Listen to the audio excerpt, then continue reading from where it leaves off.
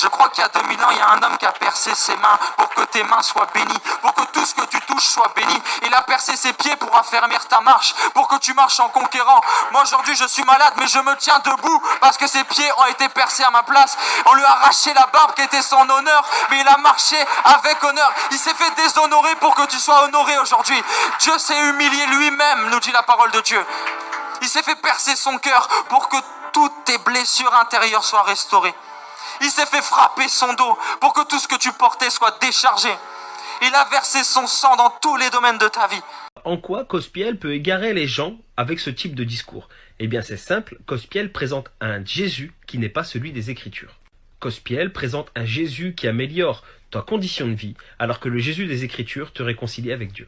Jésus n'est pas venu sur terre pour offrir sa vie sur la croix pour que tu vives bien aujourd'hui. Jésus n'a pas donné sa vie pour que tu aies un bon compte en banque ou que tu aies un bon job. Ne me faites pas dire ce que je n'ai pas dit, on peut prier, Jésus peut améliorer notre confort de vie. Bien entendu. Jésus se soucie aussi de notre confort de vie. Mais, et c'est un grand mais, ce n'est pas ça l'évangile. L'évangile, ce n'est pas centré sur l'homme, l'évangile c'est centré sur Dieu.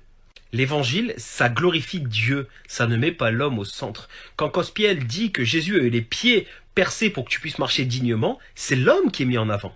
Quand Cospiel dit que si Jésus s'est fait percer la côte, c'est pour que tes peines de cœur soient restaurées, mais comment on peut en arriver là? Tu vas me dire que Jésus a souffert pour que moi, mes peines de cœur soient... Mais franchement, quoi. Le problème, et rappelle-toi bien que je ne te vise pas personnellement, le problème, c'est que beaucoup de gens qui le suivent n'ont pas de recul, n'ont pas de maturité spirituelle et mangent aveuglément ses propos. Alors que si tu écoutes bien vraiment, c'est centré sur l'homme. Comme je te l'ai dit, il présente un Jésus qui améliore ton confort de vie. Ce n'est pas ça l'évangile. L'évangile, c'est le renoncement à soi-même. Si ça a amélioré le confort de vie, il faut me dire comment ça se fait que Paul a souffert. 2 Corinthiens 11, à partir du verset 23, Paul va faire une liste de tout ce qu'il a subi pour Christ.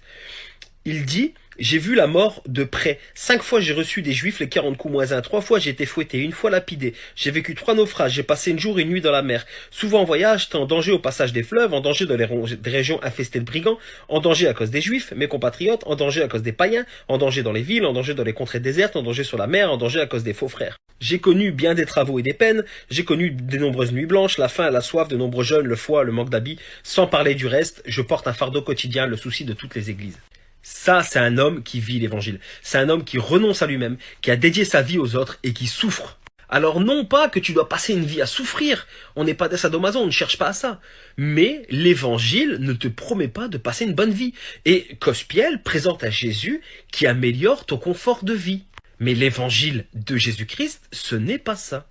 Et il combat contre Christ. Parce qu'il présente un Jésus qui n'est pas celui des Écritures. Lui, il présente un Jésus qui améliore ta condition terrestre, alors que le Jésus des Écritures te réconcilie avec Dieu. Et là, il y a un monde d'écart. Ayez du discernement.